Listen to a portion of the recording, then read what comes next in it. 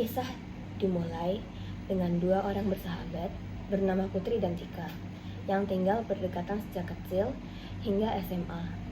Mereka selalu bersama-sama dimanapun dan kapanpun itu.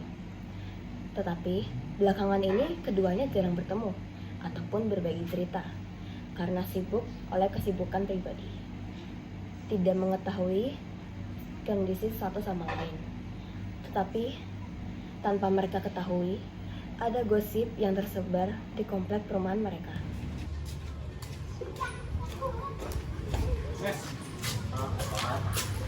Lu tahu gak sih yang kata dibilang sama Putri itu aneh-aneh gitu?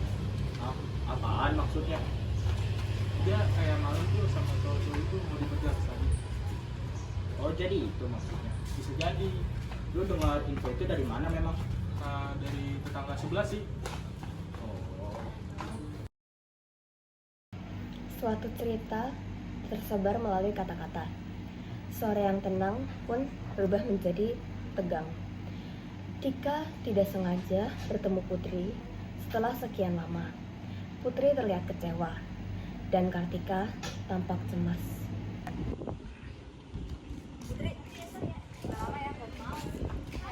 Iya, Kartika, aku dengar ada banyak yang ngomongin aku. Hah? Ngomongin kamu? Ngomongin apa? Jangan pura-pura nggak tahu ya Tika. Aku udah dengar banyak omongan dari luar. Pasti kamu juga udah dengar. Atau kamu yang nyebarin? Kamu ngomongin apa sih Putri? Aku tuh pulang sampai malam gara-gara tugas kelompok dan tugas OSIS. Kamu nyebar hoax buat apa? Kamu dengerin aku dulu Putri. Nggak usah, nggak guna dengerin kamu. Perdebatan antara Tika dan Putri tidak sengaja terdengar ke telinga Tessa. Mendengar hal ini, dia segera memberitahu Ola yang lagi bersantai menikmati jajanannya. Ola, apa ada kabarnya? Apa Cis? Tadi Tika sama Putri kayak berantem gitu. Berantem apa? Tadi sih aku dengar ya Putri itu nuduh Tika apa gitu, tapi aku nggak tahu rumor. Itu pasti rumornya Putri. Hah? Rumornya Putri? Menjelaskan pada Tessa tentang rumor yang sedang ramai diperbincangkan para tetangga dan anak-anak di sekitarnya.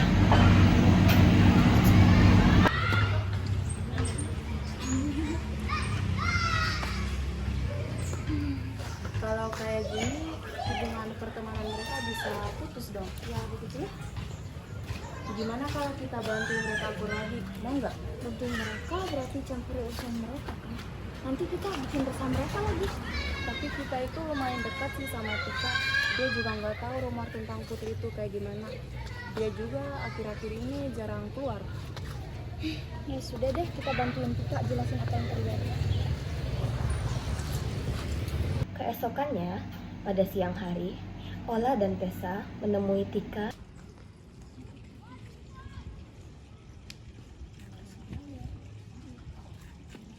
Itu Tika tuh. Oh iya, samperin ya. Ayo. Hai Tika, apa kabar kamu? Kamu kok jarang keluar rumah? Halo lah Tessa, maaf ya aku jarang keluar rumah karena ada masalah keluarga. Tapi masalah keluarga aku udah selesai kok. Oh iya, kalian apa kabar? Kita baik kok, tapi maaf ya kita nggak sengaja dengar kalau kamu sama Putri bertengkar. Jadi kita kesini mau ngomong sama kamu tentang kondisinya Putri selama kamu jarang keluar rumah. Jadi itu alasannya dia tiba-tiba nuduh aku. Pasti dia tertekan. Maaf ya kalau kita berdua terlalu ikut urusan kalian berdua. Ya nggak apa-apa kok. Terus sekarang kamu mau gimana? Aku mau jelasin ke Putri kalau dia salah paham. Sekarang? Ya sekarang. Makasih ya kalian udah jelasin aku sama sekali. Sudah. Bisa ya. Tadi aku lihat mereka berdua sama-sama merasa tertekan. Aku rasanya kayak nggak pengen tinggal diam gitu. Gimana kalau kita bantuin mereka cari pelaku penyebar rumor tersebut? Kalau gitu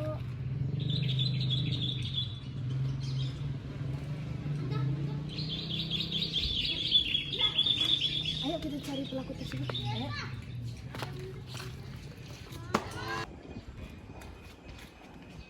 Putri, aku dengar Bisa langsung ke intinya aja nggak? Aku sibuk. aku mau minta maaf kok.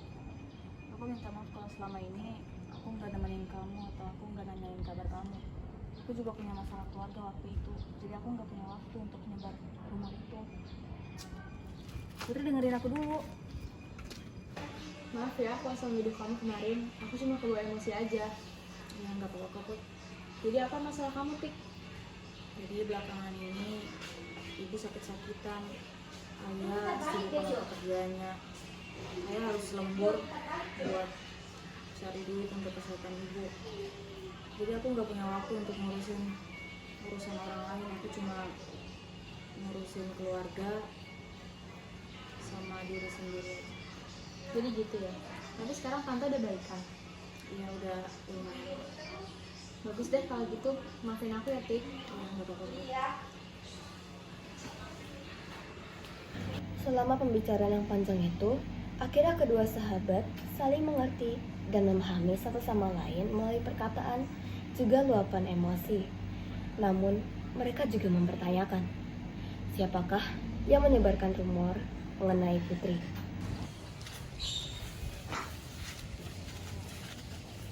Hai Putri, Tika, maaf mengganggu momennya. Ini ada orang mau ngomong sama kita. Albut, sebenarnya ada masalah yang sudah terbongkar dengan anak-anak yang lain dan sudah tersebar. Iya, tapi itu nggak benar. Ada orang nyebar kebohongan tentang aku. Aku tahu kok sebenarnya itu yang nyebarin rumor itu aku. Oh, jadi kamu? Dengerin dia dulu Putri. Sebenarnya aku tuh mau minta maaf Jadi kamu nyebar rumor itu buat apa? karena aku nggak suka aja sama kamu, karena kamu adalah saingan aku di sekolah ini. Tapi aku sadar kalau perbuatan aku itu membuat kamu menderita, jadi aku minta maaf. Kamu mikirin gak sih konsekuensinya? Kasihan Putrinya.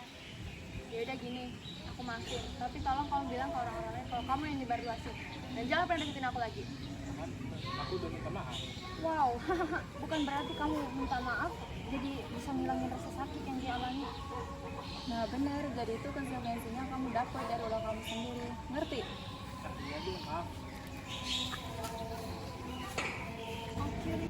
Di penghujung hari, mereka semua senang mengetahui kebenaran bahwa cerita yang tidak enak didengar itu hanyalah sebuah kebohongan. Kemudian harinya, Michael menjelaskan bahwa cerita yang dia buat hanya karangannya saja kepada anak-anak lainnya. Kebenaran yang ada membuat teman-teman Michael menjadi kecewa kepadanya. Mulai sejak itulah, teman-teman Michael mulai meragukan kepercayaan mereka kepadanya, serta ia memiliki reputasi yang buruk di komplek perumahannya. Nah teman-teman, dari cerita ini kita dapat mengambil moralnya, yaitu jika ada permasalahan, pentingnya komunikasi sebelum menyimpulkan sesuatu tanpa bukti dan selalu berpikir positif. Selain itu, baiknya kita tidak menyebarkan informasi yang palsu karena dampaknya negatif bagi orang lain dan juga diri sendiri. Jika suatu kebohongan terbongkar, maka resiko dikucilkan orang lain sangat besar. Terima kasih. Baik.